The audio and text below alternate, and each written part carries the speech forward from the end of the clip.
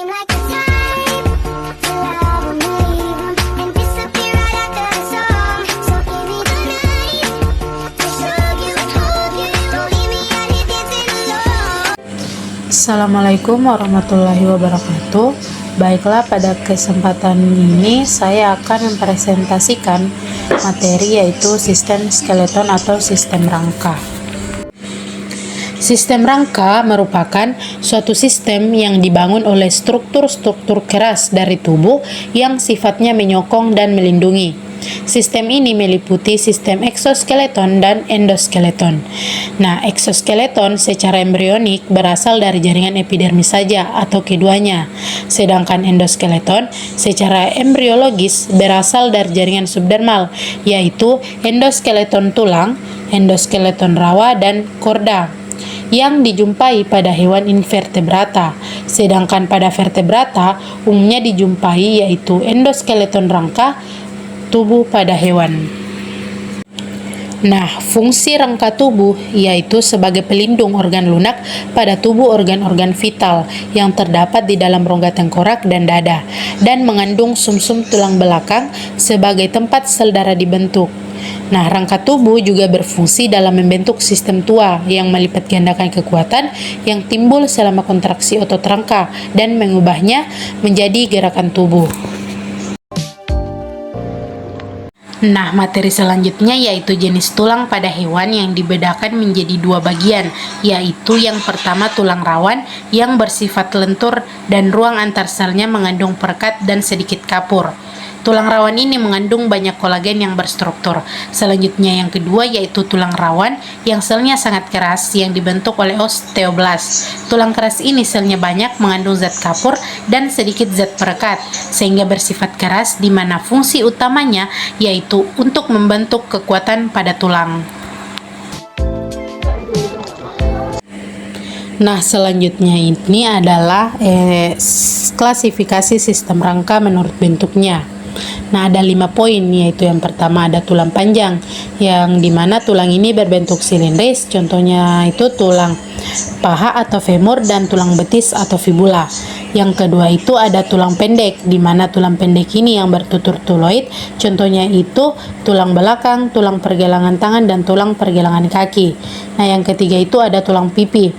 Tulang pipi ini adalah tulang yang strukturnya mirip lenteng, contohnya itu tulang belikat, tulang dada, dan tulang tengkorak, serta tulang panggul. Nah, yang keempat itu ada tulang irregular, di mana tulang irregular ini merupakan tulang yang bentuknya tidak beraturan, contohnya itu penyusun tulang belakang dan juga tulang pipi. Nah, yang terakhir ini ada tulang sesamoid, yang dimana tulang ini berbentuk kecil bulat, masuk dalam formasi persendian, contohnya yaitu tulang pada tempurung lutut.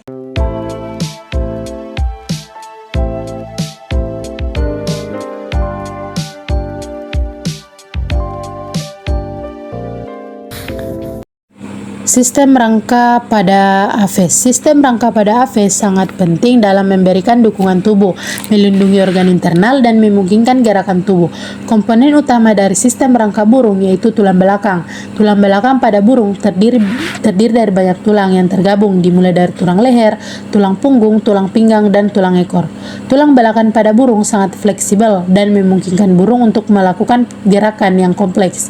Yang pertama itu tulang dada. Tulang dada pada burung terdiri dari tulang tunggal yang disebut tenun atau tulang dada. Tulang dada pada burung ini memiliki bagian yang disebut dengan upil atau kerangka sayap yang merupakan bangkai yang berbentuk dasar sayap dan memungkinkan sayap untuk bergerak. Dan yang kedua itu tulang ekor. Tulang ekor pada burung membentuk bagian belakang tubuh yang memberikan dukungan pada ekor tulang sayap. Tulang sayap pada burung terdiri dari beberapa tulang, termasuk tulang atas, tulang bawah, tulang jari-jari, dan kepala. Nah, yang ketiga itu sayap pada burung. Terdapat tulang sayap yang sangat kuat dan ringan, memungkinkan burung untuk terbang. Nah, yang terakhir itu tulang kaki.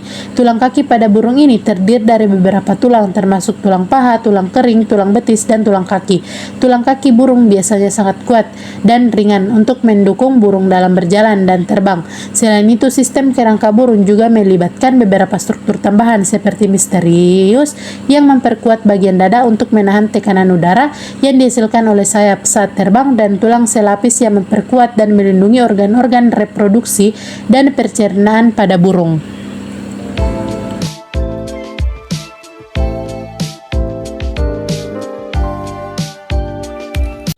Sistem rangka pada amfibi. Sistem rangka pada amfibi terdiri dari beberapa komponen utama, yaitu tulang belakang, tulang tengkorak, tulang tungkai, dan tulang dada. Yang pertama itu tulang belakang. Tulang belakang pada amfibi terdiri dari beberapa tulang atau invertebrae yang tergabung dan membentuk struktur yang fleksibel. Tulang belakang ini memungkinkan amfibi untuk bergerak dengan mudah dalam air dan di darat. Yang kedua itu tulang tengkorak. Tulang tengkorak pada amfibi sangat penting karena melindungi otak dan organ-organ internal kepala ini. Tulang tengkorak terdiri dari beberapa bagian yang terpisah dan fleksibel sehingga memungkinkan amfibi untuk menelan mangsa yang lebih besar. Nah, yang ketiga itu tulang tungkai. Tulang tungkai pada amfibi sangat penting dalam memberikan dukungan dan memungkinkan gerakan tubuh. Tulang tungkai pada amfibi terdiri dari beberapa tulang termasuk tulang paha, tulang kering, tulang betis, dan tulang jari-jari. Tulang-tulang ini juga memberikan sendi yang memungkinkan gerakan yang lebih kompleks. Nah, yang keempat itu tulang dada. Tulang dada pada amfibi terdiri dari stemon dan tulang rusuk yang membentuk rongga dada. Tulang dada ini juga sangat penting memberikan dukungan dan melindungi organ-organ internal seperti jantung dan paru-paru. Sistem rangka pada amfibi cenderung kurang kuat karena dibanding dengan hewan lainnya atau hewan darat lainnya karena antibiotik lebih terbiasa hidup di air dan memiliki tulang yang lebih fleksibel untuk bergerak di lingkungan tersebut. Meskipun begitu, sistem rangka pada amfibi tetap memberikan dukungan dan memungkinkan gerakan tubuh yang diperlukan untuk bertahan hidup.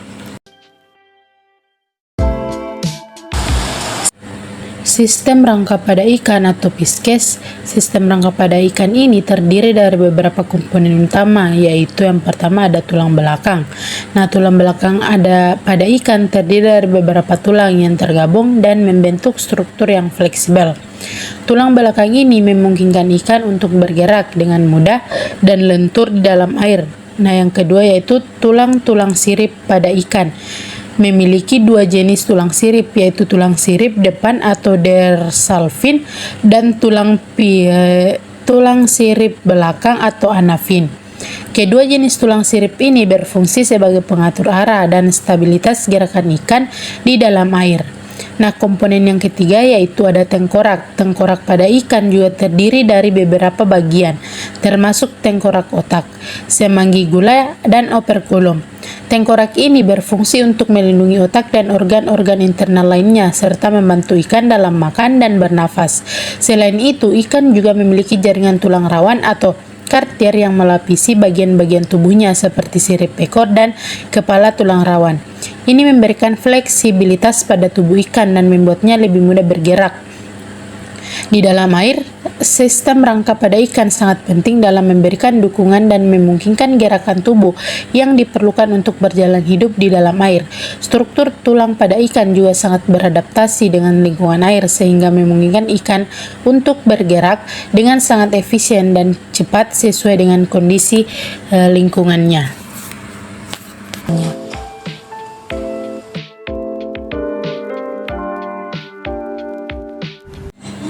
Sistem rangka pada reptilia. Sistem rangka pada reptilia terdiri dari beberapa komponen utama, yaitu yang pertama tulang belakang. Tulang belakang pada reptilia terdiri dari beberapa tulang vertebrata yang tergabung dan membentuk struktur yang kuat dan fleksibel.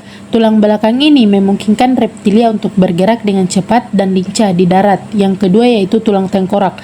Tulang tengkorak pada reptilia melindungi otak dan organ-organ internal kepala seperti mata, hidung, dan mulut.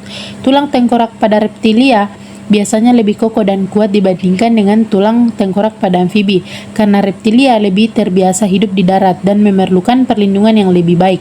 Nah, yang ketiga yaitu tulang ekstremitas. Tulang ekstremitas pada reptilia terdiri dari beberapa tulang, termasuk tulang paha, tulang kering, tulang betis, dan tulang jari-jari. Tulang-tulang ini juga memiliki sendi yang memungkinkan gerakan yang kompleks dan kuat. Nah, yang keempat yaitu tulang dada. Tulang dada pada reptilia terdiri dari zentrum dan tulang rusuk yang membentuk rongga dada. Tulang dada ini juga penting dalam memberikan dukungan dan melindungi organ-organ internal seperti jantung dan paru-paru. Selain itu, beberapa jenis reptil juga memiliki rangka yang unik seperti kura-kura yang memiliki kerangka luar yang melindungi seluruh tubuhnya yang besar.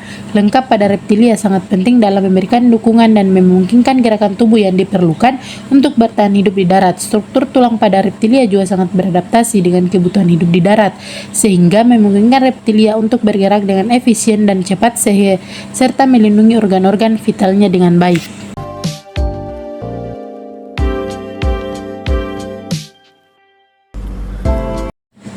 Materi yang keenam yaitu sistem rangka pada mamalia, contohnya yaitu rangka manusia.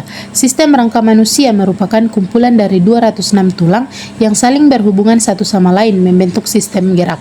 Fungsi rangka tubuh manusia itu yang pertama, membentuk tubuh dan menegakkan tubuh, yang kedua, melindungi bagian tubuh yang lemah, yang ketiga, tempat melekatnya otot-otot rangka, yang keempat, tempat produksi sel darah merah, nah dan yang terakhir itu sebagai tempat cadangan kalsium fosfat. Secara garis besar, rangka terbagi menjadi dua, yaitu rangka aksial dan rangka apendikular. Rangka aksial terdiri dari tulang belakang atau vertebrata, tulang tengkorak, dan tulang rusuk. Teman-teman, kita bisa lihat sendiri ini adalah contoh. Yang kanan ini contoh tulang belakang dan yang kiri adalah contoh tulang tengkorak.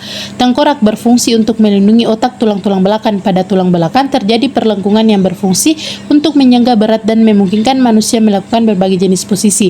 Dan tulang hyoid merupakan tulang yang berbentuk huruf U yang berfungsi sebagai tempat perlekatan berbagai otot mulut dan lidah yang.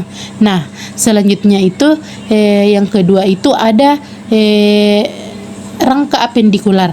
Nah, terdiri atas pinggul, bahu, telapak tangan, dan tulang-tulang lengan, tungkai dan telapak kaki. Tulang rangka apendikular bagian atas terdiri dari beberapa tulang sebagai berikut. Yang pertama itu ada tulang selangka, yaitu tulang yang membentuk bagian bahu. Yang kedua itu tulang balikat, yaitu tulang yang terdapat di atas sendi bahu. Yang ketiga itu tulang pangkal, lengan pengupil hasta, yaitu penyusun semua anggota gerak, yaitu tangan. Yang keempat yaitu tangan tersusun atas tulang pergelangan tangan, telapak tangan, dan jari tangan. Dan yang kelima itu tulang kaki yang tersusun dari beberapa tulang atau alat gerak bawah. Tulang kaki tersusun oleh paha, tempurung, lutut, lutut kering, dan betis. Nah, sekian dari materi yang dapat saya sampaikan.